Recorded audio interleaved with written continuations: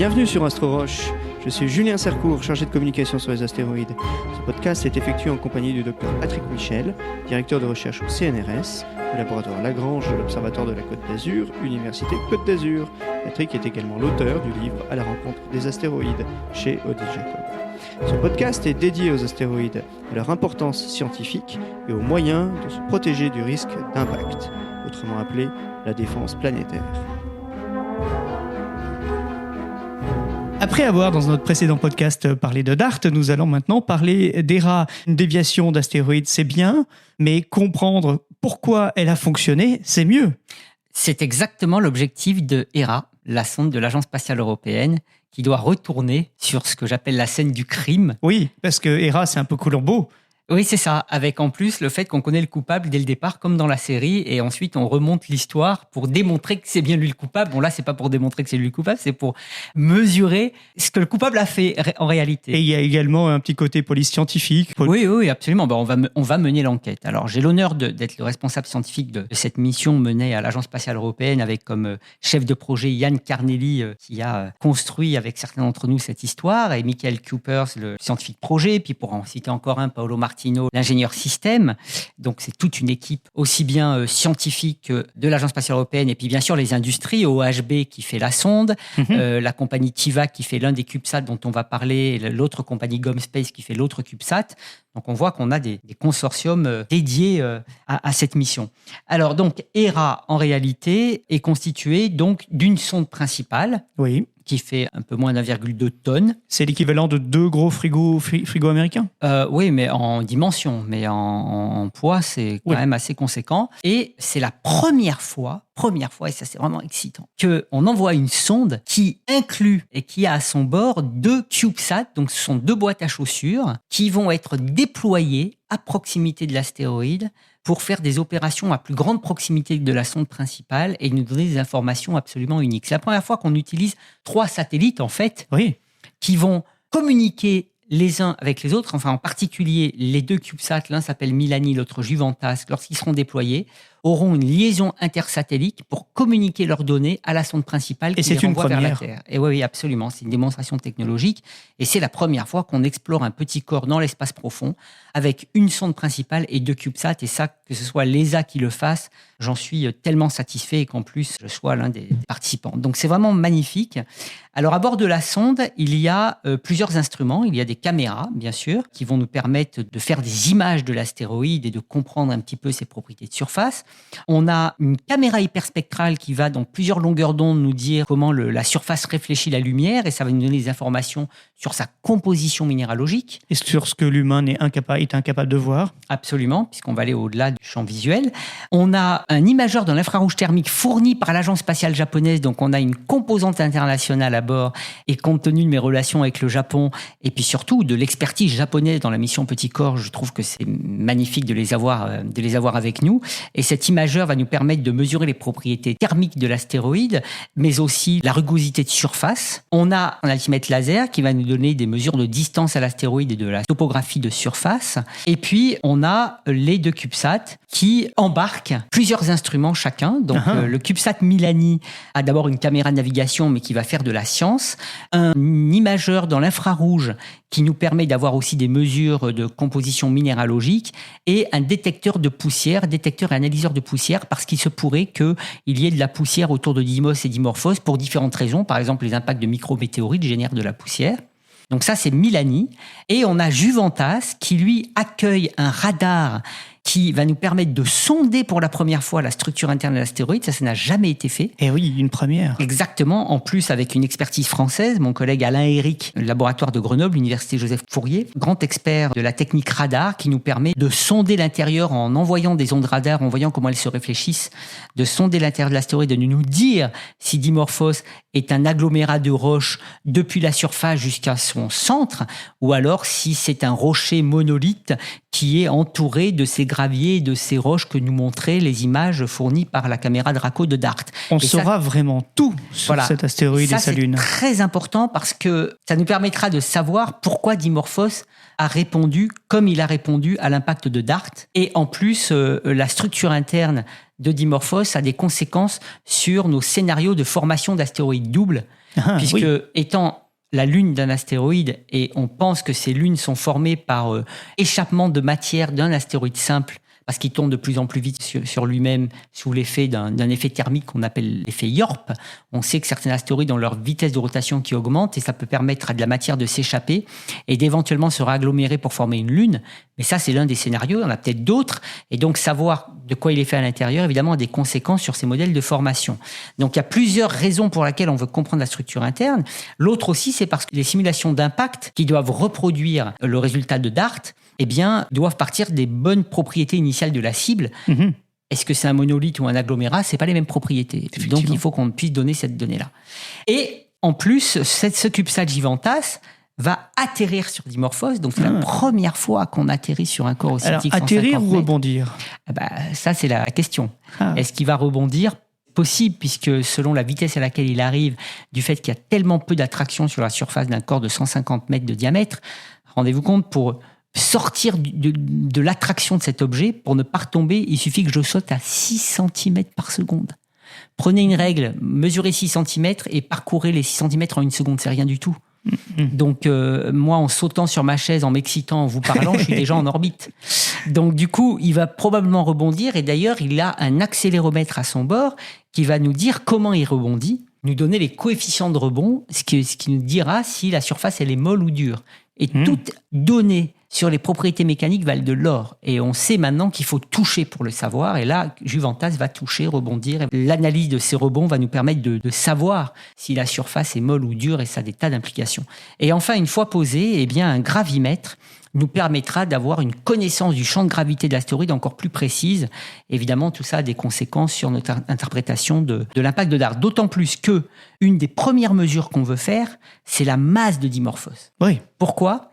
Parce que la masse de Dimorphos intervient dans l'efficacité de la déviation produite par DART. En fait, on sait avec DART qu'on a réduit la période de Dimorphos autour de Didymos de 33 minutes. Elle est passée de 11h55 minutes, donc il mettait 11h55 pour tourner autour de Didymos. Maintenant, il met 11h22. C'est très bien. Mais est-ce qu'on était vraiment efficace ? Ça dépend si on avait affaire à un corps qui était assez massif ou pas massif. Et en fait, ce qu'on veut savoir, c'est quand DART a transmis sa quantité de mouvement à Dimorphos, donc sa masse fois sa vitesse, est-ce qu'il n'a transmis que ça, ou est-ce qu'on a multiplié cette quantité de mouvement par un certain facteur du fait qu'on a émis beaucoup de matière ? Qu'est-ce qui se passe en fait, physiquement ? Quand on envoie de la matière dans un sens, la quantité de mouvement prise par cette matière, par conservation, s'ajoute à celle transmise par DART. Action-réaction. Oui. Plus j'envoie de matière dans un sens, plus je dévie. C'est un des grands principes de la physique. Voilà. Et en fait, quand on met ça en équation, on voit qu'il y a un paramètre qui intervient, c'est la masse de Dimorphos. Et comme on ne la connaît pas, on ne sait pas si on a multiplié la quantité de mouvement de DART par 2, par 3, par 4 ou par 5. D'après la diminution de la période orbitale, en faisant des suppositions sur la masse de Dimorphos, on l'a multiplié par un facteur qui va de 2 à 5. Et ERA va nous permettre de préciser ça, ce qui est très important. Oui. Et enfin, on va savoir finalement à quoi ressemble Dimorphos. Est-ce qu'on a laissé un cratère? Si oui, de quelle taille? Est-ce qu'on l'a déformé? Ce qui semble être le plus probable d'après nos modélisations d'impact qui essaient de reproduire les données partielles fournies par DART et l'ISHA-Cube et les observations au sol. Ça semble être le plus probable, mais en fait, on n'en sait rien.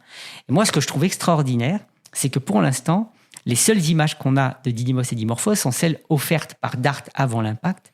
Et on sait déjà que les deux objets n'ont probablement plus rien à voir. Ah oui, parce qu'il y a un effet sur Didymos. Mais aussi, puisqu'il y a probablement une grande partie de la matière éjectée qui est retombée sur Didymos. Une partie a été éjectée, mais il est probable qu'une partie aussi ait tapé Didymos et on ne sait pas ce que ça a fait. Donc en fait, on sait qu'on va voir le même objet que DART, sauf qu'il n'a plus rien à voir parce qu'entre-temps, il s'est passé un événement qui est l'impact de DART. Et moi, ce qui me fascine, c'est que j'ai les images, et on les a, elles sont publiques, de la surface de Dimorphos avant l'impact. Et comme c'est cette partie de surface qui a été tapée, on sait que celle-là, du coup, elle n'existe plus. Ah, c'est sûr. Les rochers qui étaient là, ils n'y sont plus. C'est un peu comme le nez du sphinx. Voilà, c'est ça. On l'a enlevé. Et ça, c'est fascinant. parce qu'on sait qu'on va découvrir autre chose. On a des tas de prédictions de DART. Il y a une centaine de publications qui ont été effectuées, avec pourtant simplement les données d'une sonde qui a finalement explosé sur un astéroïde et un petit CubeSat qui est passé à côté. Donc c'est vraiment magnifique quand même. C'est vraiment très riche. Mais toutes ces prédictions ne sont que des prédictions, puisqu'on n'a pas le résultat final. Et donc Hera va nous permettre d'avoir ce résultat.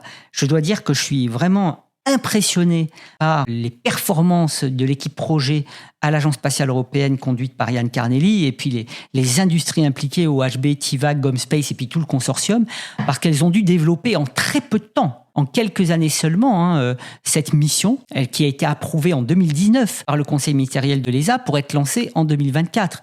Donc c'est un challenge énorme et elles l'ont réussi puisque maintenant la sonde est à Cap Canaveral et va être lancée en octobre 2024 pour faire d'abord un survol de Mars en mars 2025. D'ailleurs, un survol de Mars qui nous permet de calibrer les instruments en vol. Ils vont tous être braqués sur Mars pour pouvoir l'observer. Mais on s'est arrangé, grâce d'ailleurs à la motivation de Seiji Sugita, un membre du board de Hera, un collègue japonais, et aussi les efforts de l'équipe d'opération à l'ESOC, qui est le centre d'opération de l'ESA. Eh bien, Darmstadt. Voilà, on s'est arrangé pour que, lorsqu'on observera Mars, dans le champ passera Deimos, qui est l'une des lunes de Mars, et probablement une phase qu'on n'a jamais vue. Donc on fera même de la science par ce survol-là, qui a pour but en fait d'accélérer, de donner un petit peu d'énergie à la sonde pour pouvoir atteindre Didymos à moindre coût et de calibrer les instruments en vol. Et on atteindra Didymos à l'octobre 2026 pour commencer les opérations à proximité en décembre 2026 pour une période de 6 mois. Et là, on va voir plusieurs phases. Donc, on va être à 30 km, puis à 20 km, et puis ensuite, on va s'approcher pour déployer les 2 CubeSats. D'abord, Juventas, qui va nous donner des données de structure interne pour la première fois. Ça, c'est vraiment excitant. Et 2 semaines après, Milani sera déployé pour faire des études minéralogiques et de détection de poussière. Au final, Juventas ira se poser sur Dimorphos pour nous donner donc de nouvelles informations. Et puis, au bout des 6 mois, on verra ce que l'on fait de Hera. Est-ce qu'on demande une extension de mission pour prolonger notre enquête si jamais il y a encore des choses à regarder? Ou alors, est-ce qu'on posera Hera sur un des pôles de Didymos, donc au lieu de Dimorphos, pour avoir des images à plus grande proximité jusqu'à ce qu'il atterrisse, ça ne pourra plus communiquer. Tout ça, c'est en discussion. Mais en tout cas, voilà, l'objectif, c'est d'arriver là-bas pour mener l'enquête et offrir aux modélisateurs une expérience d'impact et un premier test déviation entièrement documenté qui nous permet d'en faire quelque chose pour un cas réel et pour d'autres scénarios. Donc, c'est vraiment fantastique. On a une équipe scientifique, je dois dire, qui travaille vraiment de façon incroyable, très bien organisée, avec une atmosphère que toutes les autres missions doivent nous envier parce qu'on s'entend tous très bien. Il y a une générosité, une bienveillance, un esprit de partage que je tiens moi-même à maintenir. De toute façon, pour moi, c'est une condition où je travaille dans une bonne atmosphère, où je fais autre chose. Et on a réussi ça, sachant que quand même, on a un rythme très intense du fait du timing qui est très serré. Oui. Et donc là, on est prêt. Et ce podcast est enregistré 2 semaines avant le départ de Hera. Et je peux vous dire que dans ces situations-là, on est en même temps excité, stressé, angoissé parce que tout peut se passer et on n'est qu'à 2 semaines du lancement. Donc voilà, c'est des moments uniques. Je crois qu'on ne peut pas les décrire. Il faut vivre des aventures spatiales pour les décrire. Et c'est pourquoi j'essaie d'impliquer un maximum de jeunes pour leur donner l'envie de poursuivre parce que c'est des aventures en même temps techniques, scientifiques, mais aussi humaines. Et Hera en est la belle démonstration, sachant qu'on a bien sûr des Américains dans l'équipe, l'équipe DART, et puis la NASA a aussi financé ce qu'ils appellent participating scientists sélectionnés qui nous rejoignent pour soutenir nos efforts, pour analyser les données. Donc c'est vraiment des projets internationaux, même si c'est une agence spatiale qui est maître d'œuvre, il y a énormément de gens impliqués de toutes les nations de façon assez ouverte. Et ça, je crois que c'est très important, en plus quand il s'agit de défense planétaire, effectivement, où on cherche à protéger la planète. Et la planète, il y a des frontières en termes de pays, mais on est tous des humains sur une même planète et il n'y a plus de frontières quand il s'agit de la protéger. Et Hera va y contribuer magnifiquement. Eh bien Patrick, je vous remercie. On se retrouvera dans un autre podcast très bientôt. Et go Hera. Et go Hera.